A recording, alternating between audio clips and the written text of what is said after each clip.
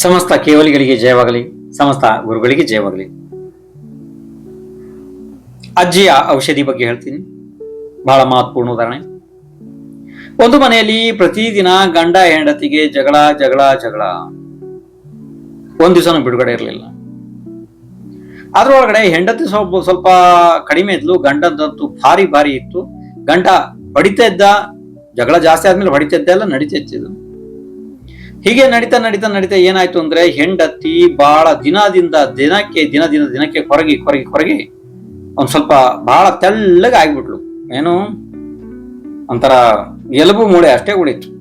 ಅವಾಗ ಅವ್ರ ಮನೆಯಿಂದ ನೀರ್ ತರೋದಿಕ್ಕೆ ಹೋಗ್ಬೇಕು, ಒಂದ್ ಸ್ವಲ್ಪ ದೂರ ಹೋಗ್ಬೇಕಾಯ್ತು. ಒಂದ್ ದಿವಸ ನೀರ್ ತರೋದಿಕ್ಕೆ ಅಂತ ಹೋದ್ಲು ಹೆಂಡತಿ. ಆವಾಗ ಅಲ್ಲಿ ಬಾವಿ ಕಟ್ಟೆ ಹತ್ರ ಒಂದು ಅಜ್ಜಿ ಕುತ್ಕೊಂಡಿದ್ಲು. ಅವಳು ಕರೆದ್ರು ಇವಳನ್ನು, ಬಾಯಿಲಿ ಅಂತ. ಅವಳು ಏನೇ ದಿನಕ್ಕೆ ಸಾಯಂಗೆ ಆಗ್ತಿದ್ದಿ, ಏನ್ ನನಗೆ ಮಹಾರೋಗ ಬಂದೈತೇನ ಅಂತ ಕೇಳಿದ್ಲು ಅಜ್ಜಿ. ಅದಕ್ಕೆ ಇವಳು ಹೇಳಲು, ನನಗೆ ಯಾವ ರೋಗನೂ ಇಲ್ಲ, ಗಂಡ ಹೆಂಡತಿ ಜಗಳ, ನಾವು ಊಟನೂ ಮಾಡಲ್ಲ, ಹಂಗೇನೆ ಮಲಗ್ತೀನಿ, ಶರೀರ ಎಲ್ಲ ಹಿಂಗಾಗಿದೆ ಹಂಗೆ ಅಂತ. ಅಜ್ಜಿ ಏನಾರು ಮಾಡು, ಯಾವ್ದಾರು ಔಷಧಿ ಇದೆಯಾ ಅಂತ ಕೇಳಿದ್ಲು ಆ ಹೆಂಗಸು.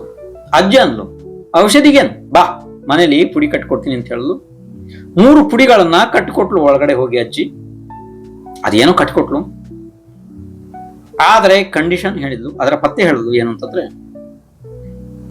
ನೀನು ಗಂಡ ಸಂಜೆ ಮನೆಗೆ ಬಂದ ತಕ್ಷಣ ಈ ಪುಡಿಯನ್ನು ಅವನಿಗೆ ಗೊತ್ತಿಲ್ಲದ ಹಾಗೆ ಬಾಯಿ ಒಳಗಡೆ ಹಾಕೋಬೇಕು. ಅಕಸ್ಮಾತ್ ನೀನೇನಾರ ಅವಾಗ ಏನಾಗುತ್ತೆ, ನೀರು ಹೊಡಿತದೆ, ಬಾಯಿಯಲ್ಲಿ ನೀರು ಬರ್ತದೆ. ನೀನೇನಾರ ನುಂಗಿದ್ರೆ ಸಾಯ್ತೀಯ.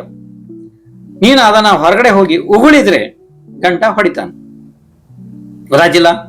ಆಯ್ತು ಅಂತಂದ್ಲು. 3 ಪುಡಿ ಕೊಟ್ಲು. ಸಂಜೆ ಗಂಡ 6:30-7 ಗಂಟೆ ಕತ್ಲೆ ಆದಂಗೆ ಮನೆಗೆ ಬಂದ. ಆ ದೂರದಿಂದ ಬರ್ತಿದ್ದ. ಅಷ್ಟೊತ್ತಿಗೆ ಒಳಗಡೆ ಹೋದ್ಲು ರೂಮಿಗೆ. ಯಾರಿಗೆ ಗೊತ್ತಿಲ್ದಂಗೆ ಹೋಗಿ ಆ ಪುಡಿ ಬಿಚ್ಚಿ ಬಾಯಿಗೆ ಹಾಕ್ಬಿಟ್ಲು. ಬಾಯಲ್ಲಿ ಸ್ವಲ್ಪ ನೀರು ಬರೋದಕ್ಕೆ ಪ್ರಾರಂಭ ಆಯ್ತು. ಗಂಡ ಸ್ವಭಾವದಂತೆ ಪ್ರತಿದಿನ ಬೈಯೋದಿಕ್ಕೆ ಶುರು ಮಾಡ್ದ, ಸಿಕ್ಕಾಪಟ್ಟೆ ಬೈಯೋದಕ್ಕೆ ಶುರು ಮಾಡ್ದ ಹೊರಗಡೆ ನಿಂತು. ಇವಳು ಮಾತಾಡಕ್ ಆಗ್ತಿಲ್ಲ, ಯಾಕೆಂದ್ರೆ ಬಾಯಿಯಲ್ಲಿ ನೀರು ಉರಿದೆ. ನುಂಗಿದ್ರೆ ಸಾಯ್ತಾಳೆ, ಉಗುಳಿದ್ರೆ ಗಂಡ ಹೊಡಿತಾನೆ. ಮೌನ ಇದ್ಲು, ಏನು ಮಾತಾಡಿಲ್ಲ. ಆಯ್ತು, ಗಂಡ ಬೈದು ಅವನ ಅಭ್ಯಾಸ ಇತ್ತ, ಬಹಳ ವರ್ಷದ ಅಭ್ಯಾಸ ಆಗಿತ್ತ ಅವನಿಗೆ. ಬೈದು ಸುಮ್ಮನಾದ. ಒಳಗ್ ಬಂದ, ಕೂತ, ಹೊಟ್ಟೆ ತುಂಬ ಊಟ ಮಾಡ್ದ. ಊಟ ಚೆನ್ನಾಗಿ ಮಾಡಿದ್ಲು ಅವಳು, ಬಿಸಿ ಊಟ ಇತ್ತು, ಸ್ವಾದವಾಗಿ ಇತ್ತು. ಹಂಗೇನೆ ಸ್ವಲ್ಪ ಅವನಿಗೆ ನಿದ್ದೆ ಬಂತು, ಮಲಗಿಬಿಟ್ಟ. ಆವತ್ತಿನ ಜಗಳ ಹೋಯ್ತು. 2ನೇ ದಿವಸ ಕೂಡ ಹಾಗೆ ಮಾಡಿದ್ಲು. 3ನೇ ದಿವಸ ಕೂಡ ಹಾಗೆ ಮಾಡಿದ್ಲು. ಅವಾಗ ಬಹಳ ಸಂತೋಷ ಅನಿಸ್ತಾ ಅವಳಿಗೆ. ನನ್ನ ಈ ಅಜ್ಜಿಯ ಔಷಧಿ ನನ್ನ ಸಂಸಾರವನ್ನ ಉಳಿಸಿಬಿಡ್ತು ಅಂತ ಹೇಳಿ ಬಹಳ ಸಂತೋಷ ಅನಿಸ್ತು. ಔಷಧಿ ಖಾಲಿ ಆಯ್ತು, ಈಗ ಹೊಸದಾಗಿ ಔಷಧಿ ತರಬೇಕು. ಔಷಧಿ ತರೋದಕ್ಕೆ ಅಂತ ಹೇಳಿ ಅಜ್ಜಿ ಕಡೆ ಹೋದ್ಲು. ಅಜ್ಜಿ ಬಹಳ ದೊಡ್ಡ ಉಪಕಾರ ಆಯ್ತು, ನಮ್ಮ ಸಂಸಾರ ನೀನು ಉಳಿಸ್ಬಿಟ್ಟೆ. ನಿನ್ನ ಔಷಧಿ ಬಹಳ ಕೆಲಸ ಮಾಡ್ತಾ ಇದೆ, ಬಹಳ.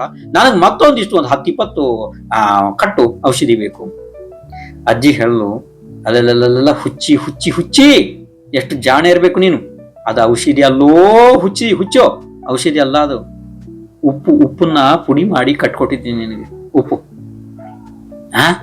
ಉಪ್ಪ ಮತ್ ನಮ್ಮಲ್ಲಿ ಬೇಕಷ್ಟು ಉಪ್ಪಿದೆಯಲ್ಲ, ಅದೇ ಔಷಧಿ ಅಂದ್ರೆ ಅದೇ ಔಷಧಿ ಅಲ್ಲ ಅದು. ಉಪ್ಪು ಇರ್ಲಿಲ್ಲ. ಹೌದು, ಉಪ್ಪಿತ್ತು ನೋಡು. ನಿನ್ಗೆ ಗೊತ್ತಾಯ್ತು ಮಗಳೇ, ನೀನು ಮೌನವಾಗಿ ಇದ್ದೆ ಅಲ್ವಾ. ನುಂಗಿದ್ರೆ ಸಾಯ್ತಿ ಅಂತ ಹೇಳಿದ್ ನಾನು. ಅದು ಉಪ್ಪು ಐತೆ, ಅದು ನುಂಗ್ರೆ ಯಾರು ಸಾಯ್ತಾರ? ಉಳಿದ್ರೆ ಗಂಡ ಹೊಡಿತಾನ. ನಿನ್ನ ಬಾಯಿ ಒಳಗಡೆ ಆದ್ರಿಂದ ನಿನಗೆ ಮಾತಾಡ್ಲಿಕ್ಕೆ ಆಗ್ಲಿಲ್ಲ, ಗಂಡನ ಹತ್ರ ವಿರೋಧ ಜಗಳ ಮಾಡಕ್ಕಾಗಿಲ್ಲ. ಅದಕ್ಕೆ ನಿಮ್ಮಲ್ಲಿ ಜಗಳ ಇಲ್ಲ ಅಂತ ಹೇಳಿ ಅಜ್ಜಿ ತಿಳಿಸಿ ಹೇಳಿದ್ರು ಅಷ್ಟೇ. ಅವಾಗ ಅವಳಿಗೆ ಅರಿವಾಯ್ತು ಅವಳಿಗೆ ತಿಳುವಳಿಕೆ ಬಂತು. ಏನು ಗಂಡ ಬೈದ್ರೆ ಬೈಕೊಂಡು ಹೋಗ್ಲಾ, ಒಳ್ಳೆ ಅಡಿಗೆ ಮಾಡೋದೈತಿ, ನಾನು ಸ್ವಚ್ಛ ತಿನ್ನೋದೈತಿ, ನನ್ನ ಆರೋಗ್ಯವನ್ನ ಸ್ವಚ್ಛ ಸಂಭಾಳಿಸೋದೈತಿ. ಅವಳ ಮನೆ ಈ ಅಜ್ಜಿಯ ಬುದ್ಧಿಯಿಂದಾಗಿ ಸುಧಾರಿಸಿತು. ಈಗ ನಾವು ಇದೆಲ್ಲ ಬಿಟ್ಬಿಡ್ರಿ ಇಂಥದ್ನೆಲ್ಲ.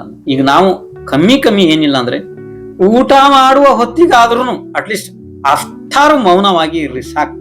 ಬಹಳ ದೊಡ್ಡ ಉಪಕಾರ. ನಿಮಗೂ ಉಪಕಾರ, ಅದು ನಿಮ್ಮ ಮನೆಯವರಿಗೂ ಉಪಕಾರ, ನಿಮ್ಗೂ ಒಂದು ರೀತಿ ಸಂಯಮ ಆಯ್ತು, ಒಂದು ವ್ರತ ಆಯ್ತು ನಿಮ್ದೊಂದು. ಮತ್ತೆ ಏನ್ ತಿಂತೀರಿ ಅನ್ನೋದ್ರ ಬಗ್ಗೆ ನಿಮ್ಗೆ ಲಕ್ಷ್ಯ ಇರ್ತದೆ. ಮೊಬೈಲ್ ನೋಡ್ಕೊಂಡು, ಟಿವಿ ನೋಡ್ಕೊಂಡು, ಚಮಚ ಹಿಡ್ಕೊಂಡು, ಇನ್ನೊಂದ್ ಕೈಯಾಗ ಮೊಬೈಲ್ ಹಿಡ್ಕೊಂಡು ಒಂದು ಎಲ್ಲಿ ತಿಂದ್ರೆ ಸಾಕಷ್ಟು ಅವು ಎಲ್ಲ ಅನ್ನ ಇದೆಲ್ಲ ನಾವು ಜೇಬ್ ಒಳಗಡೆ ಬಿದ್ದೋಗಿರ್ತವೆ. ಈ ರೀತಿ ಅವ್ಯವಸ್ಥೆ ಜೀವನ, ಅಸಂಯಮ ಜೀವನ ಒಳ್ಳೇದಲ್ಲ. ನೋಡೋದಿಕ್ಕೆ ಚಂದ ಕಾಣೋದು ಇಲ್ಲ, ಅದು ಮನುಷ್ಯನಿಗೇ ಯೋಗ್ಯ ಇಲ್ಲ ಅಂತ ಪಕ್ಷದಲ್ಲಿ ಇನ್ನು ಶ್ರಾವಕರಾದವರಿಗೆ ಬಹಳ ಅಸಹ್ಯವಾದ ವರ್ತನೆ ಅದು. ಆದ್ರಿಂದ ಒಂದು ಜಾಗದಲ್ಲಿ ಕೂತು ಸ್ವಚ್ಛವಾಗಿ ಊಟ ಮಾಡೋದನ್ನ ಕಲಿಬೇಕು. ಅದೇ ಆಗಿಲ್ಲ ಅಂತ ಅಂದ್ಮೇಲೆ ಇನ್ನು ನಾವು ಮುನಿ ಧರ್ಮವನ್ನ ಹೇಗೆ ಸ್ವೀಕಾರ ಮಾಡಿ ಪಾಲನೆ ಮಾಡ್ಬೋದು, ಅದನ್ನ ಪ್ರೈಮರಿ ಅಂದ್ರೆ ಸಣ್ಣ ಸಣ್ಣ ವಿಷಯಗಳನ್ನ ನಾವು ಪಾಲನೆ ಮಾಡ್ಬೇಕು. ಆಯ್ತಪ್ಪ, ಒಳ್ಳೇದು.